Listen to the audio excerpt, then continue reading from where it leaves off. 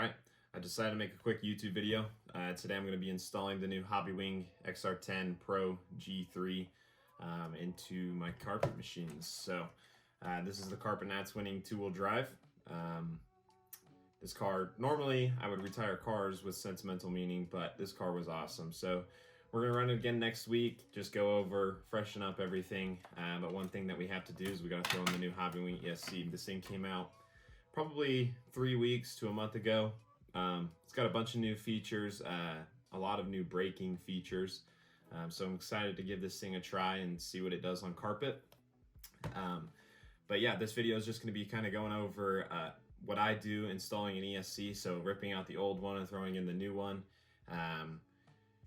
Shortening wires. I know a lot of guys have asked me questions upon the past, just how do you shorten your wires. So I'm going to go over that in this video, and then yeah, just go over calibrating the ESC. I know sometimes people will just put new models in their radio, but I can go over with the M17. That's the radio I use. I will just kind of go over clearing the model and making sure your EPAs are at 100, and then yeah, doing the calibration process. And then I will be showing the ESC settings that I will be starting on for next week. We have the Florida Carpet Champs coming up. So I won't be starting with really any of the new features for the first practice run. But I think for the following, I know that there's controlled practice there. So I think for the following runs, I'll be able to kind of give a shot to all the new stuff and just see how good it is. But yeah. So we're going to be going over the installation and just kind of what I do getting this thing installed. So let's get to it. First thing first, we're going to rip this thing open.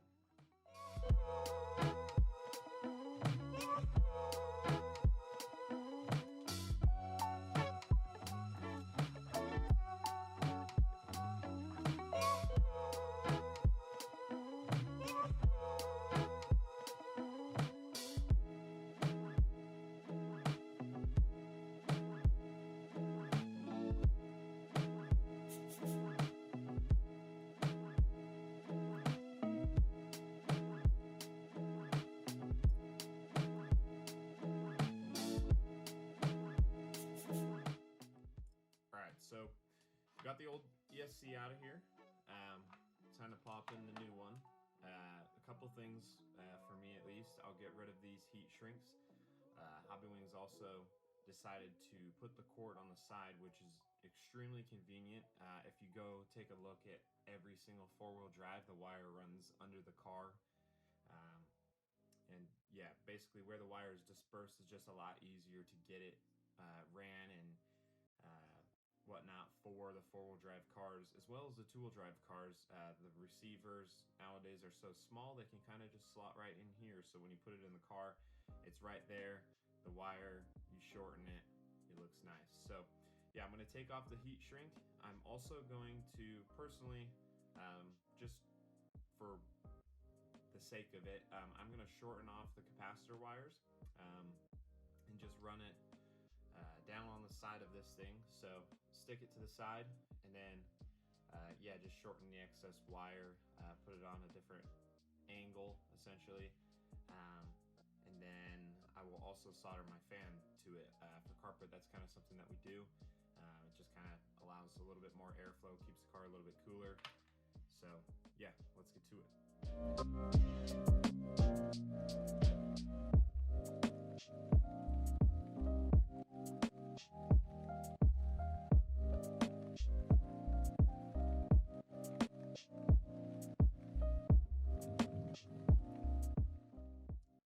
So kind of a pro tip, just for anybody in the future. I'm not quite sure who taught me this. So if it is you, perhaps when this video gets posted, leave a comment down below. But I always take some double stick and you put a piece of double stick just right here on the edge and basically stick it to my table. That way it's just stuck to the table, it's easy to work with, and the thing's not moving around nearly as much. So yeah, just a pro tip. For anybody that's working on ESCs, maybe you're changing the wires on it. If you just put a small piece of double stick and stick it to the table, it's gonna be a lot easier for you to work on it.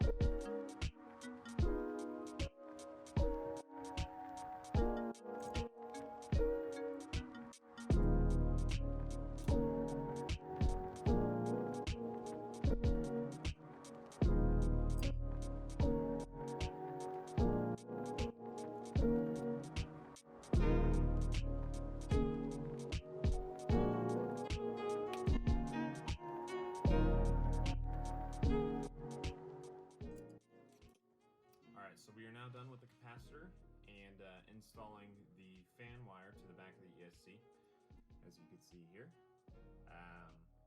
It's not too terribly difficult.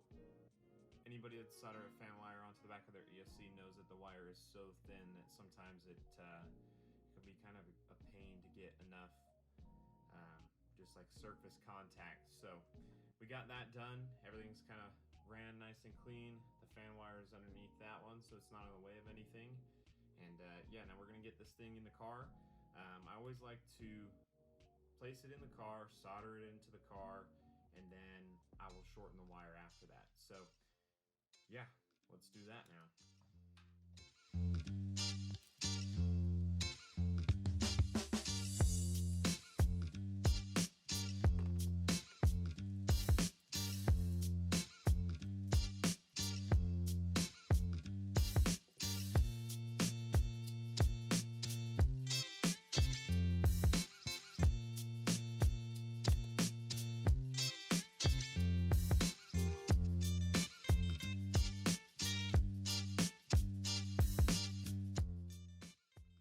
Alright, so got everything soldered into this thing, and now we're going to go over shortening wires. So I use the TQ wire like plugs.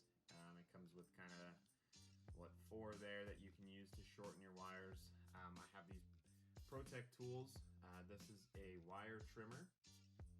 So after you cut your wires, you trim off the excess rubber so that you can, you know, get into there. So yeah, then we have the Protect crimpers. This tool is super handy.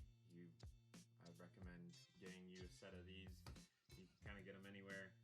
I got mine off A-Man Hobbies, but yeah, so we're gonna go over, use our TQ wire shortening switches, plugs, whatever you would call this, and shorten up this ESC wire. So first things first, I'm gonna kind of just check the length. So obviously we have quite a long wire here. Like I said earlier, it is used for the 4-wheel drive. It comes out of the side now, as you can kind of see there. So we're gonna just see how long we want it.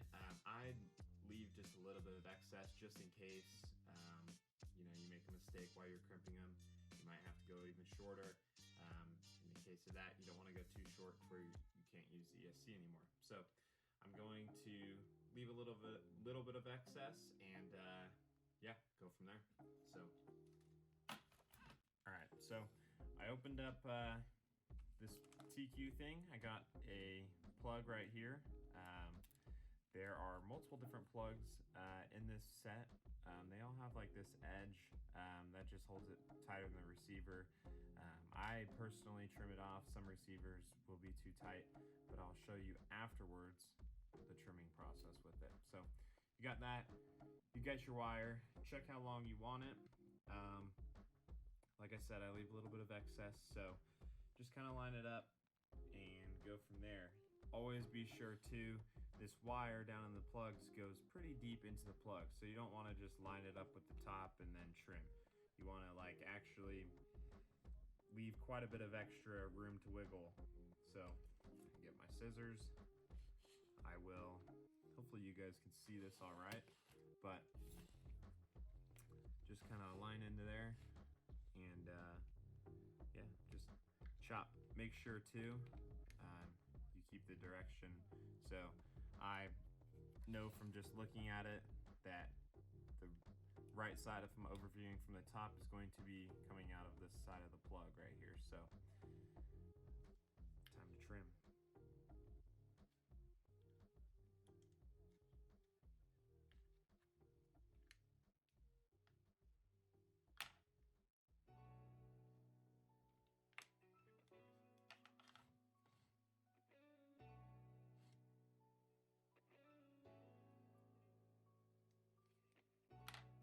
I always lay this flat as well after I cut this thing off, so just as like a reference, and then you will pull these wires apart. Be very gentle. You don't want to do anything too crazy here. You can use scissors to get it started. Just make sure you're right in between and dead center between these.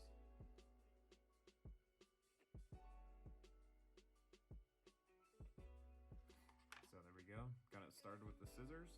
Now I will peel them apart slowly.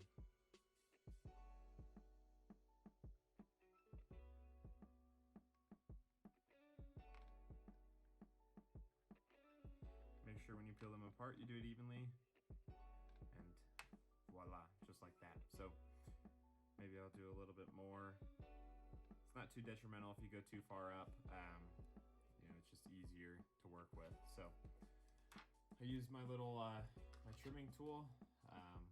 As you can see, when this thing's closed, I already preset it, but it'll just pull off that excess rubber. So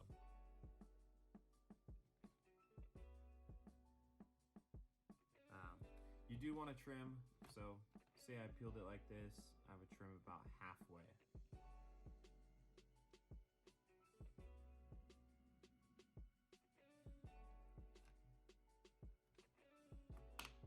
Boom. So you have one done, and now we'll do the others.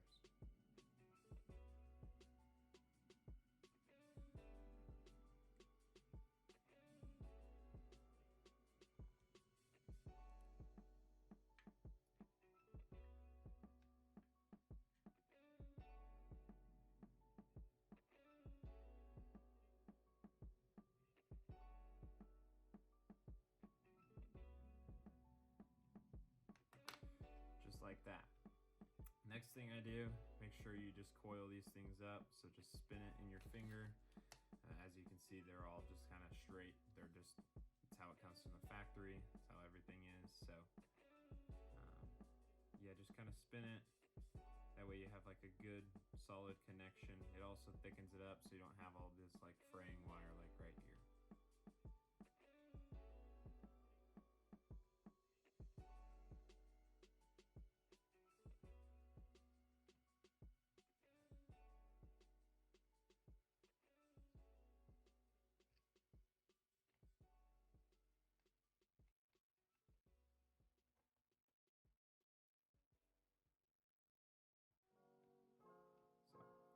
Get the best you can, and it'll look a lot like that. So hopefully you guys can see that. And voila. So next thing up, make sure you're doing it the right direction. These plugs all slot in a certain way into this. So here you have your tree. They would slot into this essentially just like this. So they click in. That way when you're unplugging it, they don't come out. So when you're doing this, make sure you keep that in mind. I'll break them off the tree and get to crimping.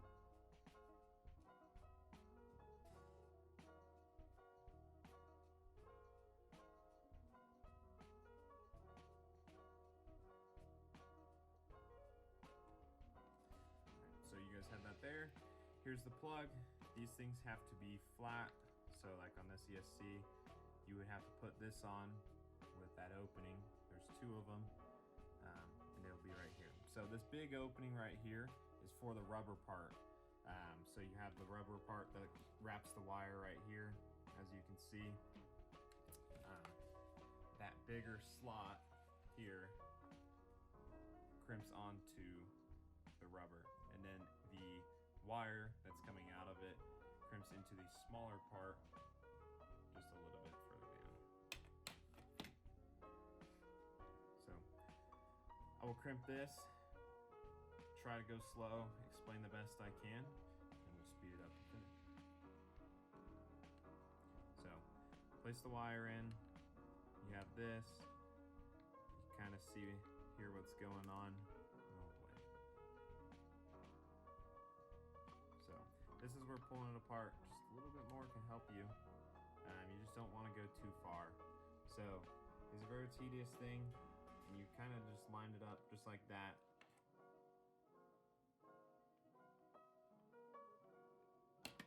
So you get the crimper tool. The crimper tool has two sizes to it. The first size is the big size. So this hole right here would be your big size. And then the smaller one will be for the wire that's further down, as I explained. So this is for the rubber, that's for the wire.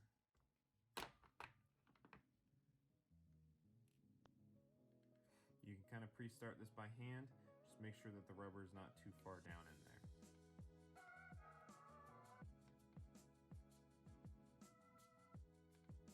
So, just like this.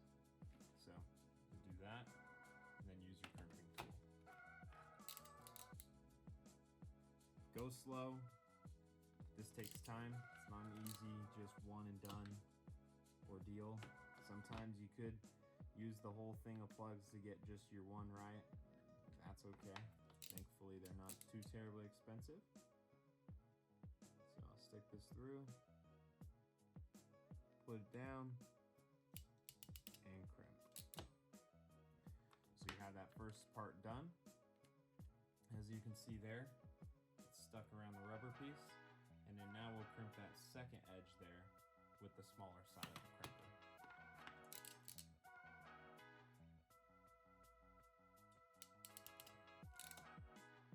So there you go. That is one down, two more to go.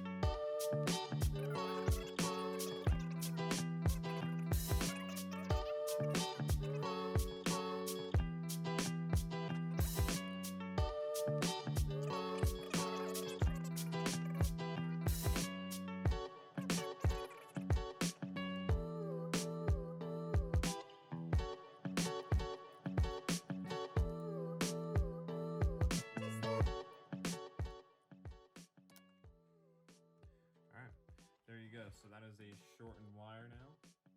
And we can kind of, I'll show you what to do. Trimming this thing up to get in the receiver. It will not go in there, I believe, without trimming it. I do have a tool. This is something that comes very handy quite often. It is a MR33 makes it. I know a couple people make it, but they are used primarily to trim carpet tires. But I found that it works really well with this. It's a flat surface, you kind of get in there. So I just lined it up on this side, place it flat, and clip.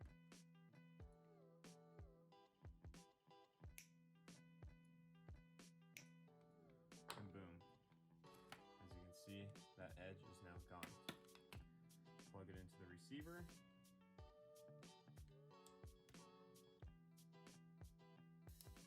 And there you have it.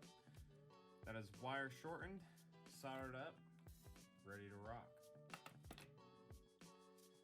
Alright, so hopefully this isn't too hard to see here, but I'm going to just show you guys the few settings that you could have changed that when calibrating your radio, you got to make sure that are set to 100. So first things first, there's the dual rate inside of the dual rate, there's the steering and throttle dual rate. I know a lot of people change their brakes or their throttle EPAs this way. I personally don't. I use the endpoints. So that right there is set to 100, 100.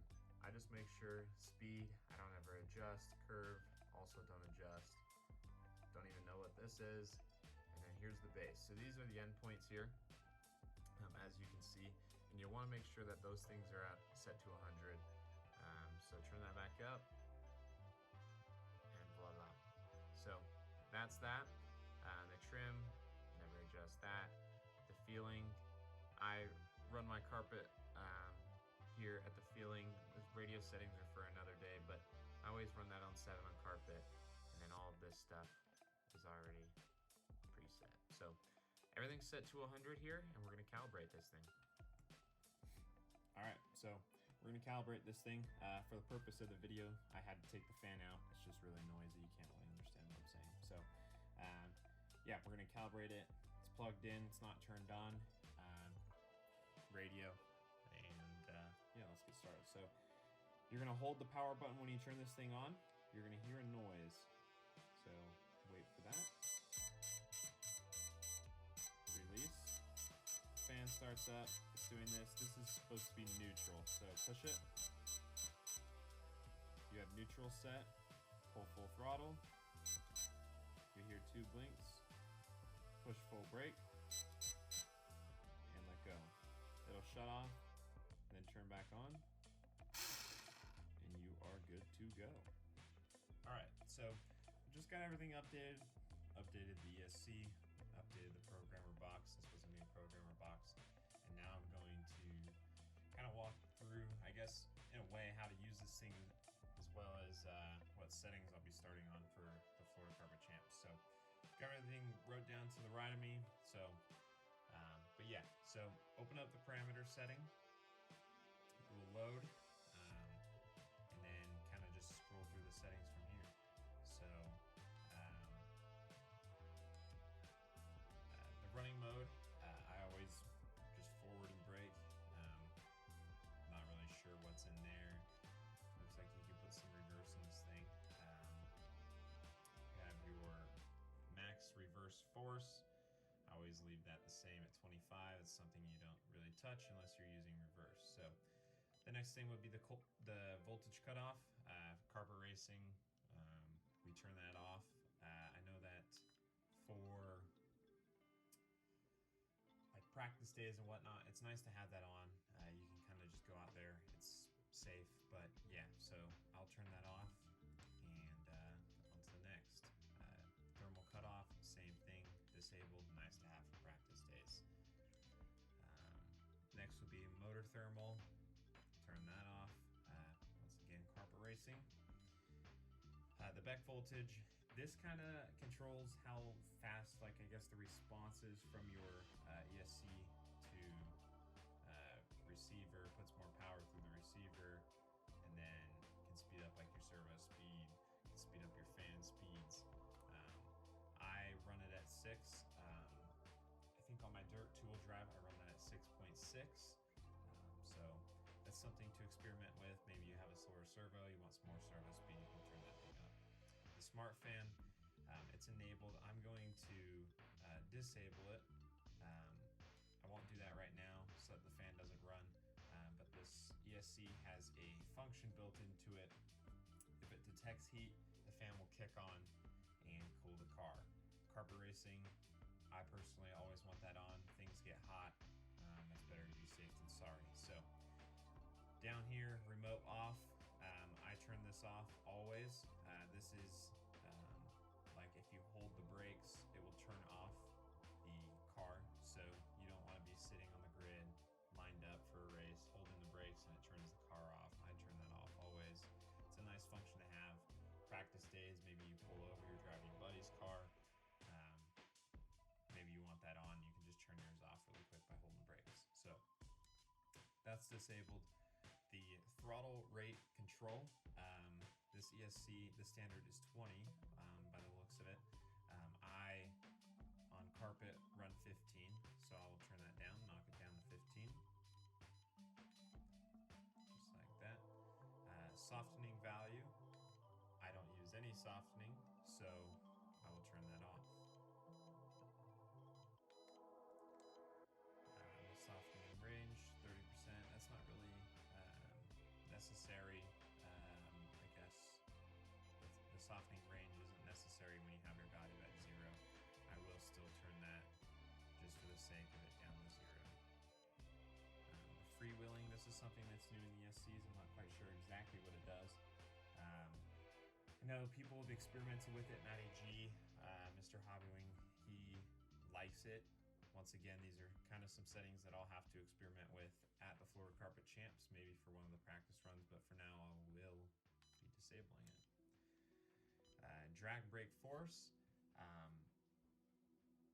On carpet, generally speaking, I run the drag brake anywhere between like 8 and 12. It kind of just depends on the layout. A higher speed layout, I run less drag brake. You can kind of float a little bit more coming into the corners. You don't need to slow down as fast, so that's nice. But on tighter track, sometimes you can't physically move the trigger that fast, so when you're in the neutral range, the drag brake being higher just kind of helps you slow down. So for the drag brake force, I will run at 8% just because that's what I ran at the Carpet Nationals. We had a sweeper there. I was just coasting through it and letting the drag brake do the work. Florida, we kind of expect much of the same. The drag brake rate, this is something that kind of everybody runs a little bit different. So the drag brake rate, the higher it is, the smoother it is, the softer it is. So the drag brake rate, I personally run a lot lower. That way I feel a bigger change through the percentages of the drag brake that I'm using. So I will run 1 here for the drag brake rate. Next thing up is the max brake force. Carpet racing, you tend to need a lot of brake. You need a ton of push brake. I run 95% in 2-wheel drive.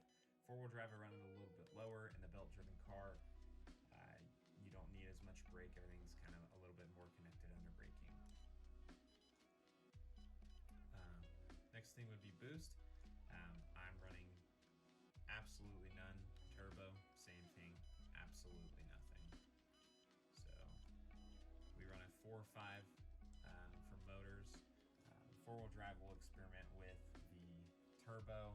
You don't really ever need boost. The motors and everything's so fast nowadays that you're already kind of like rolling on pretty soft. So yeah, boost for me always stays at 0. Turbo, depending on the track. 2-wheel drive, I never run boost or turbo with a 4 or 5 in the Hobbywing equipment. But 4-wheel drive, I believe at the Carpet Nationals, I ran 12 for turbo. Turbo delay, so this is basically the point in which your turbo kicks in. So when you're full throttle, you will have basically this time delay, 0.1 seconds. Not a lot of people can actually feel that. However, it is a really nice feature. I know back in the day before we ran gobs of power and everything was so fast, the little bit of turbo on straightaways helped out a ton, and I would always run like a delay that was quite extreme, so that through the infield, when you get to full throttle, you never had the turbo. When you got onto the straightaway and you were full nuke, you ended up engaging the turbo. So with the Hobbywing stuff, I run it at 0.05 in case I do put in turbo. But yeah, once again, that's when it works collectively with the turbo. So with the turbo at 0, it's not engaging at all. The increase rate of the turbo, so think of it as like increments. So say this is at 20 degrees every 0.1 seconds. So unless your turbo is actually above 0, so say it's at, your turbo's at 10 and your increase rate is at 20, all of your turbo is actually coming in that first 0.1 seconds. So if you run maybe 40 degrees of turbo, these are extreme numbers, but say you run 40 degrees of turbo, it's coming in at 20 degrees every 0.1 seconds. So with 40 degrees, it would take 0.2 seconds to get your 40 degrees into it. So this is something that I run at 25. I don't ever run very much turbo, if I do run turbo at all, but I always set these at 25, the decrease rate as well. So the decrease rate is the motor will kick in high RPM, and as you pull out of the turbo, maybe you're not full throttle anymore, the decrease rate being as high as possible takes the turbo out as quick as possible. So motor pulls, that's standard too. We run 2-pull. Gear ratio, this is something I believe is new with this ESC. I could be wrong. I've never really kind of looked into that. I keep all of this stuff standard. Tire diameter, same thing. And yeah, voila. Make sure to hit save when you're done, and your ESC settings will be saved. So that's how I set up my ESC for carpet 2-wheel drive. That's what I'll be starting on for the Florida Carpet Championships kicking off next week. So that right there is how I install an ESC into my Schumacher LD3 carpet 2-wheel drive. The same process always goes for every ESC that I install. But yeah, hopefully you guys enjoyed the video. Those ESC settings that were just applied will be kind of what I start on next week. I know there will be setup sheets that get posted after the race, after we get a little bit of time under our belt with them, and can give you guys the proper knowledge that you need to go fast. So yeah, thanks for watching. This is going to be posted up on YouTube, and then I'll share it over to my Facebook. I'm not quite sure how I would share it up onto Instagram, but if I find a way, make sure drop a comment if you have any questions, concerns. Maybe I can help you out. But yeah, for the most part, pretty straightforward. Just all the little gimmicks that everybody does nowadays to make your stuff look good, feel good, and go fast. So yeah, once again, if you enjoyed the video, give it a thumbs up, share it, tell your friends. Hopefully everything, you know, little things like the wire trick and shortening your wires can go a long ways. I know, like I said earlier, that a lot of people are actually interested in those kinds of things, and the hobbyist side of things really enjoys doing those small things to make your ride look good. So it's like pimp your ride in a way. But yeah, thanks for watching.